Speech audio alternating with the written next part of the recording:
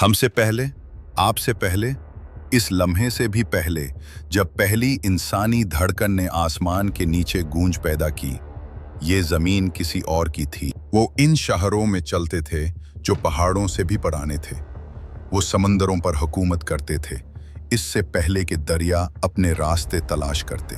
वो ऐसी जंगें लड़ते जो उस सैयारे की हड्डियों में नक्श हो गईं। आप जिस दुनिया को जानते हैं वो सिर्फ आखिरी बाब है। इसे समझने के लिए हमें इन सफ़हात को पलटना होगा जिनमें इंसान से पहले की दो अजीम कौमों की कहानी लिखी है जो अब मिट चुकी हैं। ज़मीन के पहले हुक्मरान कहलाते थे बिन्स। ये मखलूक इंसान की साइंस से मावरा किसी मादे से पैदा हुई थी। कुछ कहते हैं कि वो क्रिस्टल थे, कुछ कहते हैं कि रोशनी से बनी थी। वो लंबे नूरानी वजूद थे जिनके जिस्म कीमती पत्थरों की तरह चमकते और जिनकी आंखें पिघले हुए चांदी जैसी थीं। इनकी अक्ल वक्त की धार से भी तेज थी। इब्तिदा में वो हम आहंगी के मेमार थे। इनके हाथों से रोशनी से जगमगाते बुलंद मीनार उठे, समंदरों पर तवानाई से धड़कते पल बने, बड़े शहर खामोशी से तीरते प्लेटफॉर्म्स पर आबाद थे। वो ज़मीन को संवारते, मौसम को काबू में रखते और ज़मीन की सूरतगरी करते। मगर सदियों के गुजरने के साथ एक साया इनके दिलों में उतरने लगा। तजस्सुस लालच में बदला।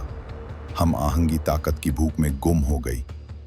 इन्होंने कमज़ोर मखलूकात को ग़ुलाम बनाया, ज़मीन की तवानाई पर कब्ज़ा किया और अपने इल्म को हथियारों में ढाल लिया। ज़मीन ज़लज़लों से नहीं बल्कि इनकी अफ़वाज के कदमों से कांपती थी।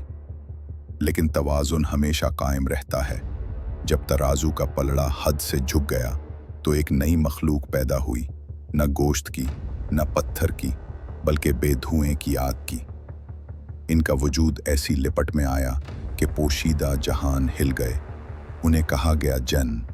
वो हवा और आग को काबू कर सकते, सायों में गायब हो सकते और पलक झपकते में दुनिया के एक कोने से दूसरे कोने तक जा सकते थे। शुरू में वो बिन्स से अलग रहे, मगर इनकी ताकत ज़्यादा देर छुप न सकी। कुछ बिन्स ने इन्हें उजूबा समझा, कुछ ने खतरा।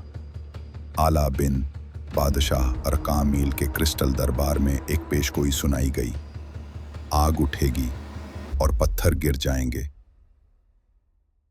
ये अल्फाज जहर की तरह फैल गए। शक दुश्मनी में बदला। छोटे झड़पें तवानाई के कनुओं पर शुरू हुईं, वो जगहें जहां जमीन की खाम तवानाई जमा होती।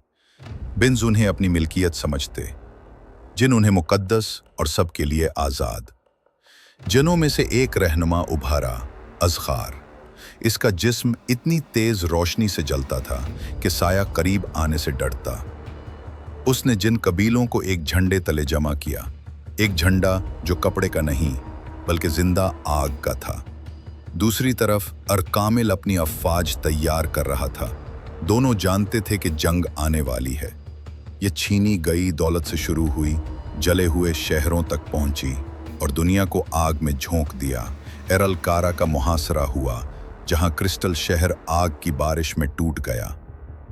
बदले में बिन्स ने अपनी सबसे बड़ी कुव्वत ला इंतहा समंदर की जंग में इस्तेमाल की।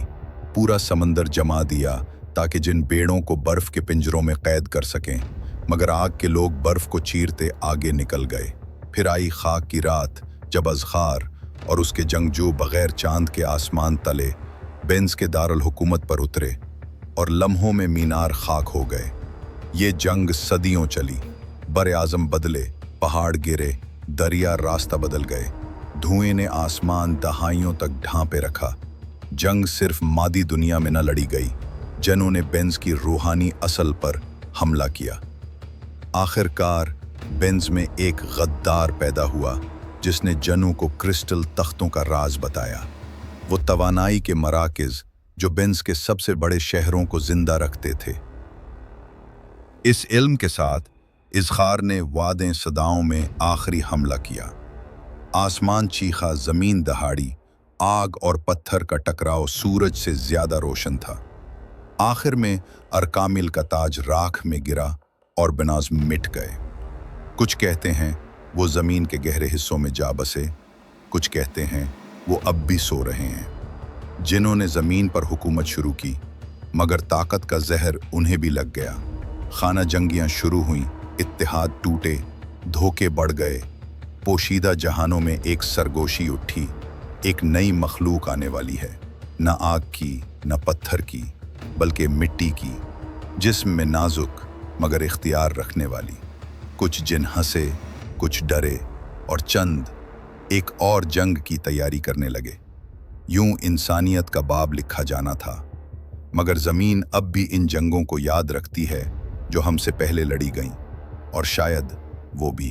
लाइक करें, शेयर करें, सब्सक्राइब करें और हमारी दुनिया की भूली हुई जंगों में कदम रखें।